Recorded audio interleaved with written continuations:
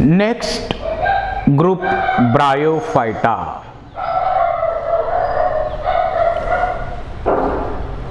Bryophyta ही term सुरुवातीला Robert brown यांनी use केली. So term bryophyta is coined by Robert Brown. And branch of biology which deals with study of bryophyta is called as bryology. Hedwig is considered as a father of bryology, and Shivram Kashyap is considered as a father of Indian bryology. तर हा moist atmosphere मध्ये राहणारा group, लँडवर राहतो परंतु फर्टिलायझेशनच्या प्रोसेससाठी water पाहिजे आणि म्हणून या मॉइस्ट सॉइल वरती राहतो आणि याला नाव दिलंय amphibians of kingdom plantae. Now question may ask which of the following is called as amphibians of kingdom plantae. तर ब्रायोफाइटांना ॲम्फिबियन्स म्हटलेलं आहे किंगडम प्लांटीचे. मॉइस्ट सबस्ट्रॅटम मध्ये हे राहतात, मॉइस्ट सबस्ट्रॅटम मध्ये राहतात आणि यांचं कसं आहे, डेन्स ऑर्गनायझेशन आहे आणि त्याच्यामुळं एक सॉइल वरती असा यांचा ग्रुपचा थर तयार होतो.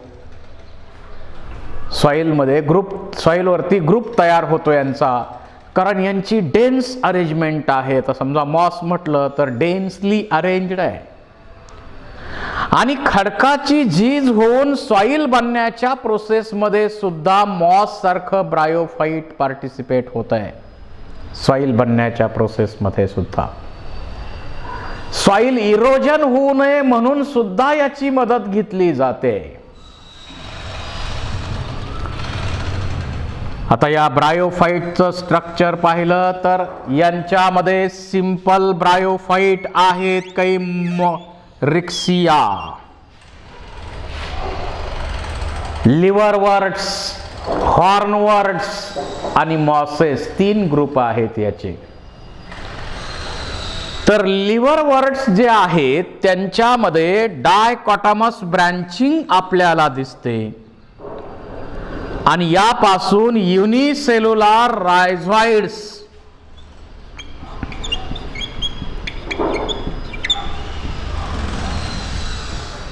आपल्याला मिळतात. याच बरोबर दुसऱ्या साइडला या बाजूनं इथं कॅपिलरी कंडक्शन साठी स्केल्स यामध्ये असतात. कॅपिलरी कंडक्शन साठी स्केल्स यामध्ये आहेत. जर आपण हायर ब्रायोफाइटचा विचार केला म्हणजे मॉसचा विचार केला तर याच्यामध्ये सुद्धा प्लांट बॉडी गॅमेटोफाइटिक आहे, हॅप्लॉइड आहे. It is not differentiated into root, stem and leaves. परंतु इथं रूट लाईक स्ट्रक्चर तयार झालेले आहेत रायझॉइड्स. या रिक्सिया सारख्या, मार्कॅन्शिया सारख्या ब्रायोफाइट मध्ये, लिव्हरवर्ट्स मध्ये रायझॉइड्स युनिसेल्युलर असतात, अनब्रँचड असतात. परंतु मॉस सारख्या हायर ब्रायोफाइट मध्ये मात्र हे मल्टी सेल्युलर असतात आणि ब्रांच्ड असतात. मल्टी सेल्युलर आणि ब्रांच्ड असे रायझॉइड्स यामध्ये आहे. त्यानंतर स्टेम लाईक स्ट्रक्चर यामध्ये डेव्हलप झालंय, त्याला म्हणायचं काउलॉइड. आणि त्याचबरोबर याच्यावरती लिफी अपेंडेजेस आहेत, त्याला म्हणायचं phylloid. So root like structure rhizoid, stem like structure cauloid, leaf like structure phylloid, हे यामध्ये डेव्हलप झालेले आहे. थोडंसं डिफरन्सिएशन या मॉसमध्ये, फ्युनारियामध्ये होऊ लागलेलं आहे. तशी तर यामध्ये कंडक्टिंग सिस्टीम नसते, कंडक्टिंग सिस्टीम नाही, स्टोमाटा नाहीत, एअर कॅव्हिटीज, एअर पोर्स असतात. या ब्रायोफायटामध्ये लोअर ग्रुपमध्ये पाहिलं तर तुम्हाला फोटोसिंथेटिक टिश्यू, असा फोटोसिंथेटिक टिश्यू आणि स्टोरेज टिश्यू,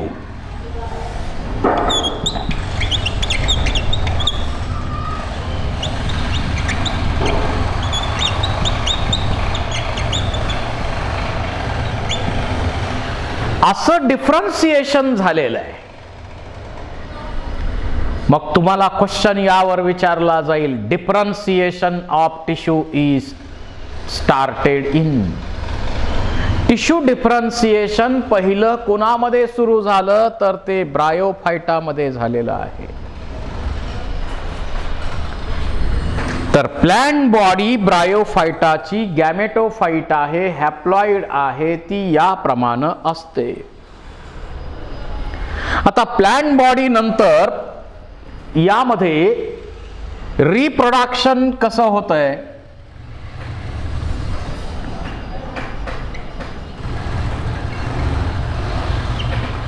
यामध्ये व्हेजिटेटिव्ह रिप्रोडक्शन आहे,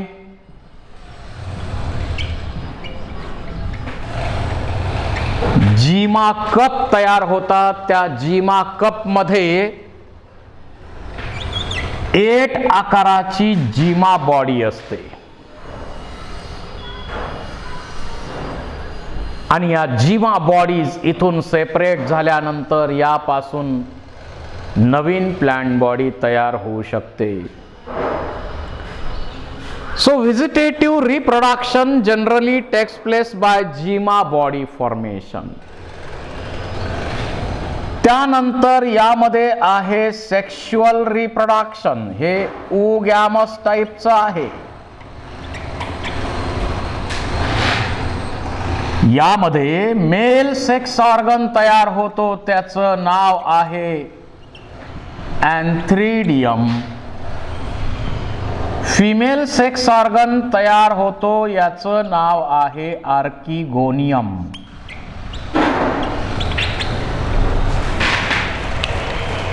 एन्थ्रिडिया आणि आर्किगोनिया असे मेल आणि फिमेल सेक्स ऑर्गन ब्रायोफायटामध्ये तयार होतात. हॅप्लॉइडच आहेत, गॅमेटोफाइटच आहेत हे. या एन्थ्रिडियमचं स्ट्रक्चर आपण पाहिलं तर त्याच्यामध्ये आहे कॅप्सूल,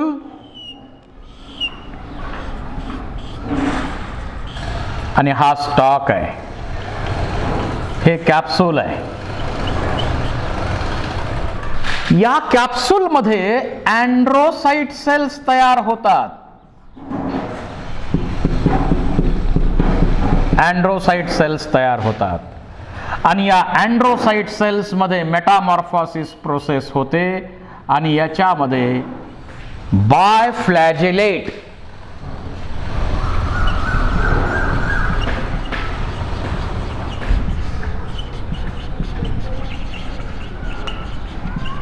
अँथ्रेझॉइड्स तयार होतात. हा आहे स्टॉक आणि हे कॅप्सूल आहे. बायफ्लॅजिलेट अँथ्रेझॉइड्स मेल गॅमेट्स यामध्ये तयार होतात. त्यानंतर फिमेल सेक्स ऑर्गन आहे आर्किगोनियम. इथं महत्वाचं काय, मल्टी सेल्युलर जॅकेटेड सेक्स ऑर्गन्स आहेत. याच्यावरती पण जॅकेट आहे आणि यावरती सुद्धा जॅकेट असतं.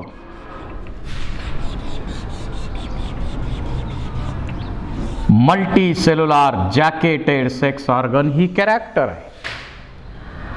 ब्रायोफायटा, टेरिडोफायटा यांच्यामध्ये मल्टी सेल्युलर जॅकेटेड सेक्स ऑर्गन्स आहेत. इथं व्हेंटर, याला आपण म्हणतो व्हेंटर, आणि हे आहे नेक. याच्यामध्ये लीड सेल्स किंवा कव्हर सेल्स आहेत. या व्हेंटर मध्ये single large non motile egg आहे, फिमेल गॅमेट त्याला आपण म्हणू.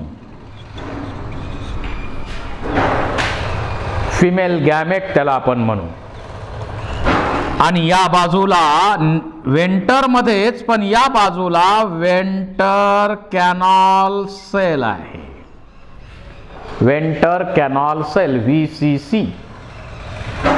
आणि इथं जे नेक आहे, या नेकचा जो कॅनॉल आहे, या कॅनॉल मध्ये अनेक असतात neck canal cells. Many neck canal cells are present in neck of Archegonium. आता वॉटर मध्ये या अँथ्रिडियमचं डिहेसन्स होतं, ब्रेकिंग होतं आणि त्यातून अँथ्रेझॉइड बाहेर पडतात. Now these anthrazoids are released in water. These anthrazoids are released in water. These anthrazoids in water get attracted towards neck of Archegonium. कारण इथं मॅच्युरिटीच्या वेळी NCC VCC डिजनरेट होतात, म्युसिलेज बनतो, त्यामुळं प्रेशर क्रिएट होतं आणि हा म्युसिलेज या टोकाला येतो.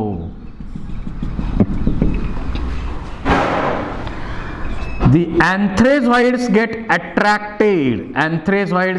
attracted towards neck of Archegonium due to presence of K+ and sugary chemicals.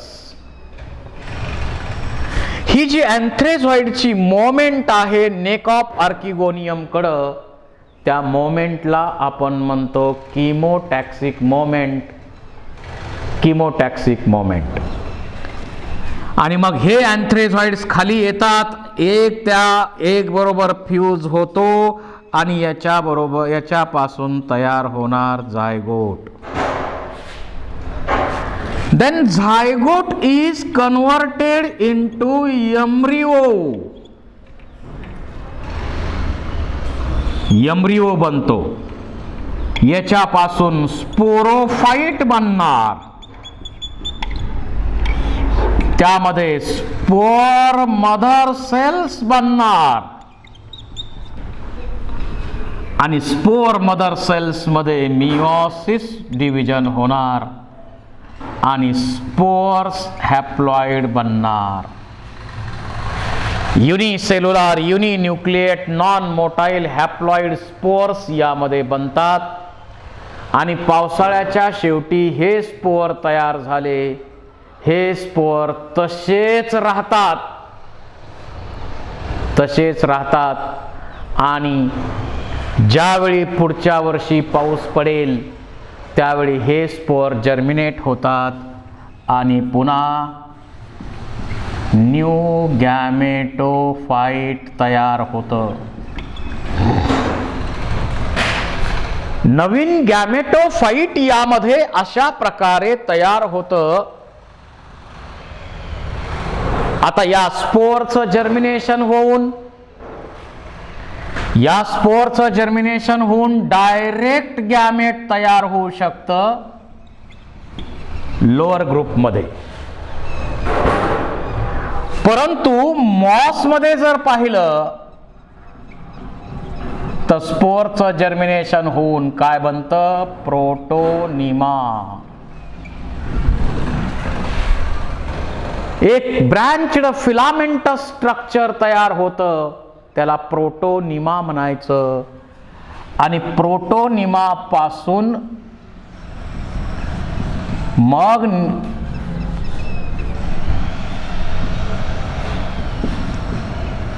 हे गॅमेटोफाइट बनतो. नवीन गॅमेटोफाइट इनडायरेक्ट बनलं, हे इनडायरेक्ट बनलेलं आहे.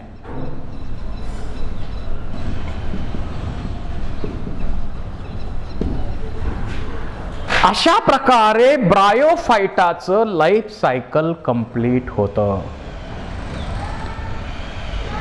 दिस is about life cycle of bryophyta. Thank you very much.